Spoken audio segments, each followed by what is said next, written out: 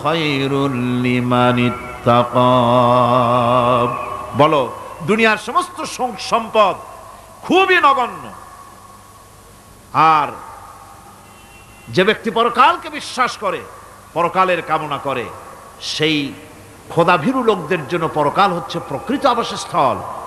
সেই জায়গাটাই হলো আসল জায়গা। ওই জায়গার জন্য কিছু তৈরি করতে হবে। কোরআনে কারিমে রব্বুল আলামিন বলছেন, আরাদিতুম বিল হায়াতিদ দুনিয়া মিনাল আখিরাহ ফামা মাতাউদ দুনিয়া ফিল আখিরাতি ইল্লা কলিল। তোমরা কি পরকালের জীবনের বিনিময় এই দুনিয়ার জীবনটাই বেশি পরিতুষ্ট হয়েছ?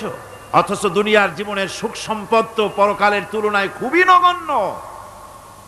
পরকালের সুখ অনেক বেশি, পরকালের দুঃখটাও অনেক বেশি, সুখটাও অনেক বেশি। পরকালটা স্থায়ী, সুতরাং দুনিয়ার মোহে না পড়ে পরকালের জন্য জীবনটাকে পরকাল ভিত্তিক জীবন তৈরি করো।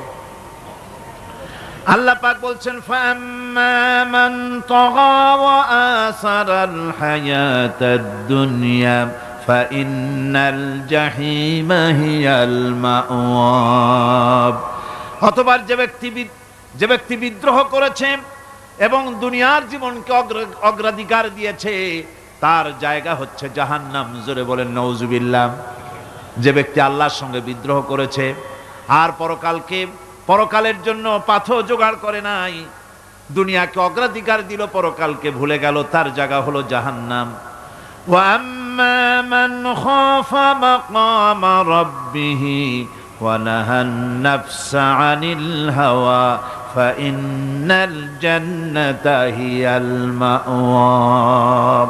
আর যে ব্যক্তি আপন প্রভুর সামনে উপস্থিত হওয়াকে ভয় করেছে এবং আপন প্রবৃত্তিকে লালসা মুক্ত করেছে, লালসার হাত থেকে রক্ষা করেছে, আল্লাহ রব্বুল আলামিন কিয়ামতের দিন তার জন্য রেখে দিয়েছেন জান্নাত। তার জন্য কোন জায়গা? জান্নাত। আমাদেরকে পরকাল ভিত্তিক জীবন যাপন যদি করি, তাহলে কবরের জবাবগুলি খুব আসান হবে। আর যদি পরকাল ভিত্তিক জীবন যাপন না হয়, কবরটা মুসিবত হয়ে যাবে। হযরত ওসমান রাদিয়াল্লাহু তাআলা আনহু কবরের কাছে গিয়ে খুব কাঁদতেন। সাহাবায়ে কেরাম প্রশ্ন করেছেন, হুজুর, রাসূল করিম সাল্লাল্লাহু আলাইহি ওয়াসাল্লাম যখন জান্নাত ও জাহান্নামের ওয়াজ করেন, তখনও তো এত বেশি আপনি কাঁদেন না, যত বেশি কাঁদেন কবরের কাছে এসে, কারণ কি? হযরত ওসমান রাদিয়াল্লাহু তাআলা আনহু বলতেন, আমার সাথীরা